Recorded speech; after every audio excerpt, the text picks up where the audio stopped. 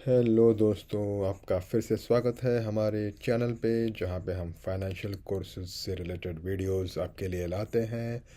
पिछले कुछ वीडियोस में हमने फिक्स्ड इनकम एक्विटीज़ के बारे में जाना, उनके कैलकुलेशन समझे और अब हमें आगे बढ़ना है पोर्टफोलियो थियोरी की तरफ, जहाँ पे हम लोग अलग अलग इक्विटीज़, फिक्स्ड इनकम और बाकी टाइप की जो सिक्योरिटीज़ है उनको कंबाइन करके उनका कैसे एनालिसिस करना है ये जानेंगे। लेकिन उससे पहले दोस्तों, पोर्टफोलियो थ्योरी के पास जाने के पहले हमें थोड़ा जानना है बेसिक स्टैटिस्टिक्स और बेसिक क्वांटिटेटिव मेथड्स, यानी जो हमें कैलकुलेशंस करना है आगे जाके उनके बारे में थोड़ा हमको जान लेना पहले ज़रूरी है। तो आज और इसके आगे कुछ वीडियोस हम उस पे फोकस करेंगे, जो हमें कंप्यूटेशंस करने के लिए पोर्टफोलियो थ्योरी के बारे में काफ़ी ज़रूरी है एज अ फाउंडेशन।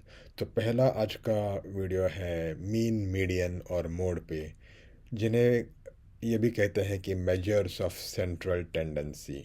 ठीक है, और आपने इसमें से एवरेज तो कई बार सुना होगा, average value of a given set of values. अगर आप क्रिकेट देखते हैं तो आपने बैट्समैन का बैटिंग एवरेज कैसे निकालते हैं ये आपने कभी देखा होगा, पढ़ा होगा।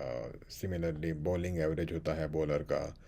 तो ये कुछ कुछ चीज़ें हैं जो हम लोग आम ज़िंदगी में भी यूज़ करते हैं ये टर्म्स। बट यहाँ पे जो मैथमेटिक्स में है या स्टैटिस्टिक्स में है उनका एक स्पेसिफिक मीनिंग होता है। और ये हमें इसलिए ज़रूरी है क्योंकि हमें जब बहुत सारे नंबर्स हमारे पास आते हैं तो उनका एक ओवरऑल सेंस जानने के लिए, उनका एक ओवरऑल जो बोलते हैं कि उनकी जांच पड़ताल करने के लिए कि भाई ये इनका एक साधारण एवरेज क्या है, स्टेटस क्या है, ये कैसे डिस्ट्रीब्यूटेड है, तो ये सब समझने के लिए हमें इन सेंट्रल टेंडेंसी कॉन्सेप्ट्स को जानना ज़रूरी है। तो चलिए पहला टर्म देखते हैं हम लोग, जिसे कहते हैं मीन। तो मान लीजिए ये आपका डेटा है और इसमें आपके पास तीन चार वैल्यूज़ ने, ज़्यादा वैल्यूज़ ले लेते हैं एक्चुअली। ये वैल्यू वन हुआ, ये वैल्यू टू हुआ, value three, value four, value five, value six, value seven, सात नंबर ले लेते हैं हम लोग। ठीक है दोस्तों, और कुछ नंबर्स उनके वैल्यूज़ डाल देते हैं हम लोग यहाँ पे। चलिए मानते हैं दो, दो, चार, छः, छः, आठ और दस। ये हमारे पास आ गए सात अलग अलग वैल्यूज़। ठीक है, और इनका क्या मतलब है, इन वैल्यूज़ को हम लोग कैसे जाने। तो हम लोग करेंगे पहले सबसे इनका मीन का कंप्यूटेशन, यानी एवरेज का कंप्यूटेशन। और ये बहुत सिंपल है दोस्तों कि मीन जो होता है वो होता है आपका, हमें कैपिटल की यहाँ पे ज़रूरत नहीं है, सब हम लोग स्मॉल में लिख देते हैं। यहाँ पे आ गया आपका एडिशन करना है आपको सबसे पहले इन सारे वैल्यूज़ का। तो ये प्लस ये, वैसे एक्सेल में दोस्तों डायरेक्ट फार्मूला भी होता है इसके लिए, बट हमको ये समझना है तो हम इसको इस तरीके से एक एक वैल्यू ऐड करेंगे। B7, B8 प्लस B9 और प्लस B10, और कितने वैल्यूज है टोटली दोस्तों, यहाँ पे सात वैल्यूज है। तो उनको हम सम को सात से डिवाइड करेंगे और ये आ गया आपका 5.42, और इसको हम लोग थोड़ा सा राउंड ऑफ कर देते हैं दो डिजिट्स पे। तो हमने इस सीरीज़ को जाना, ये जो नंबर्स है, जैसे मैंने कहा हमें इस डेटा को जानना है, पहचानना है, इसकी टेंडेंसी जाननी है कि ये कैसे किस तरीके का डेटा सेट है, इसका रुझान या इसका डायरेक्शन क्या है। तो पहली बात हमको समझ में आई कि ये 5.43 इस डेटा सेट का एवरेज है, जिसे हम लोग स्टैटिस्टिकली कहते हैं मीन। तो ये हो गया आपका पहला मेजर। लेकिन कई बार ये होता है कि भाई मीन तो आ गया, लेकिन एक्चुअली में मीन जो आया है हमारा वो तो इसमें से कोई भी वैल्यू नहीं है, है ना। दो, दो, चार, छः, छः, आठ, दस, इसमें 5.43 कहीं पे भी नहीं है। तो ये मीन की एक प्रॉपर्टी है कि वो आपको सही में एवरेज तो दिखा देगा, लेकिन ये नहीं समझ में आएगा आपको कि भाई ये वापस में ऐसा कोई वैल्यू होता है या ये बस एक एवरेज है जो एक्चुअल में कोई भी वैल्यू नहीं है, ऐसा है ना। तो हमें कभी कभी चाहिए कि हमें ऐसा नंबर चाहिए जो गिवन सैंपल में से आपको वैसे भी मिल सकता है। तो क्या करना है हमको, हमको देखना है दूसरे एक मेजर की तरफ, मीडियन। और मीडियन क्या होता है दोस्तों, मीडियन यानी मध्य, मिड। तो जो आपका डेटा सेट है, अगर आपने उसको सीक्वेंशियली ऑर्डर किया है, मतलब सबसे छोटे से सबसे बड़े, जैसे यहाँ पे मैंने वैसे ही ऑर्डर कर दिया था, तो जो बीच का वैल्यू है दोस्तों, वो होता है आपका मीडियन। तो अगर आप यहाँ पे देखोगे 1 2 3 4 5 6 7 वैल्यूज़ है, तो बीच वाला वैल्यू होगा नंबर 4 का। ठीक है, तो 4 वाला जो वैल्यू है V4, ये है आपका मीडियन। ठीक है, तो ये आप देख रहे हो यहाँ पे कि ये एक एक्चुअल वैल्यू भी है डेटा सेट में, है ना। और मान लीजिए अगर ये आखिरी वाला 40 होता, जैसे हम लोग आउटलायर कहते हैं कि भाई एक एक्सट्रीम वैल्यू है जो सारे बाकी के डेटा को रिप्रेजेंट नहीं कर रहा ढंग से, है ना, कि आइदर वेरी हाई है या वेरी लो है, तो उसमें से उसका इफ़ेक्ट ये होता है कि मीन आपका थोड़ा सा बिगड़ जाता है कि सडनली मीन बढ़ गया 9.71 और बाकी के वैल्यूज यहाँ पे काफ़ी कम है, तो ये रियली इंडिकेटिव नहीं है। बट मीडियन जो है वो वैसे ही रह गया, क्योंकि वो बीच वाला वैल्यू है, तो it's a more representative number from the data set कि भाई इसका साधारण, इसका मध्य कहाँ पे है, मिड कहाँ पे है।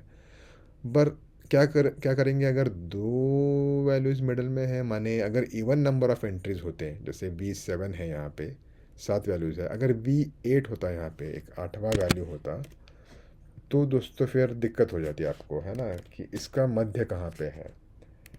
तो फिर क्या करना है हमको, हमको बीच के दो वैल्यूज़ लेने हैं, क्योंकि अभी इवन नंबर ऑफ एंट्रीज है, 1 2 3 4 5 6 7 8।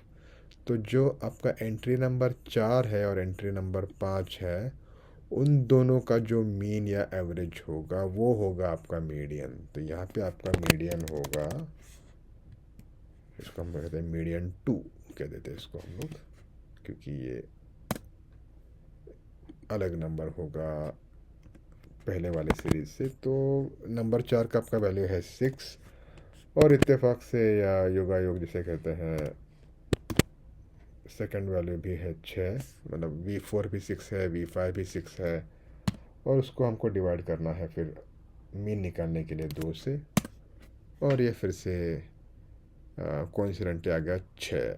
तो बस इस केस में मीडियन और मोड, दोनों केस में मीडियन का वैल्यू आपका 6 आ गया, क्योंकि बीच के दो वैल्यू जो है वो सेम है। लेकिन अगर बाई चांस ये 7 होता, तो ये आपका हो जाता 6 + 7/2 हो जाता ये, और फिर आपका आता 6.5। ठीक है, तो ये आप समझ गए कि इवन नंबर ऑफ एंट्रीज के लिए मीडियन जो होता है, जो बीच के दो वैल्यूज़ का मिड होता है, और अगर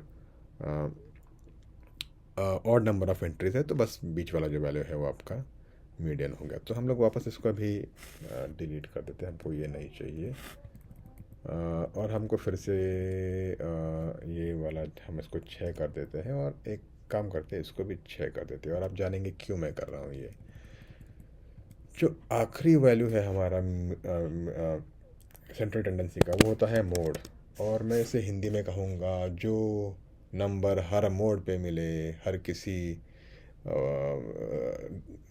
नुक्कड़ पे मिले, हर जगह पे मिले, सबसे ज़्यादा मिले, तो बस वही मोड, मोड पे जो मिले वही मोड है हमारे नंबर सीरीज़ का। तो यहाँ पे सबसे ज़्यादा क्या है, सबसे ज़्यादा कौन सा नंबर मिलता है हमें इस सीरीज़ में, वो मिलता है 6। 3 बार आपको 6 मिल रहा है, 2 बार 2 है, 2 ऑकर्स ट्वाइस, 6 ऑकर्स 3 टाइम्स, और 4 एक बार आता है, 10 एक बार आता है। तो सबसे कॉमन नंबर है आपका 6, और बस ये हो गया आपका मोड, जो सबसे कॉमनली लिस्टेड नंबर है आपके डेटा वैल्यू सीरीज़ में। तो दोस्तों ये 3 चीज़ें आपको समझना ज़रूरी है। These are the 3 measures of central tendency. जैसे मैंने कहा, किसी भी डेटा सीरीज़ का की पहचान करने के लिए, उसको जानने के लिए, परखने के लिए, उसका उनका टेंडेंसी जो है, ये किस तरीके के नंबर्स कहाँ पे डिस्ट्रीब्यूटेड है, और ये अगर मुझे एक नंबर यूज़ करना है इन सारे नंबर्स को रिप्रेजेंट करने के लिए, तो वो कौन सा सही नंबर है। One number that represents the entire data set is what we look at जब हम बात करते हैं सेंट्रल टेंडेंसी की। तो इसके बाद हम लोग कुछ और स्टैटिस्टिकल मेजर्स की बात करेंगे, वेरिएंस, स्टैंडर्ड डिविएशन, जो सारी चीज़ें हमको बाद में पोर्टफोलियो थ्योरी में जो हमें कैलकुलेशंस करने हैं उनके लिए ज़रूरी पड़ेंगे। तो प्रैक्टिस कीजिए ये, और समझ लीजिए कि बस एक और कंसेप्ट बाद में जानना है हमको कि वेटेड एवरेज भी एक होता है जो हमें पोर्टफोलियो थ्योरी के लिए फिर से काम आएगा। सिंपल एवरेज की जगह हम लोग एक वेटेड एवरेज निकालेंगे जो अगले वीडियोस में हम कवर करेंगे। तो चलिए दोस्तों, आज के लिए इतना ही। अगली वीडियो में फिर से मिलेंगे। अच्छा लगा तो लाइक कीजिएगा, सब्सक्राइब कीजिएगा। Thank you very much.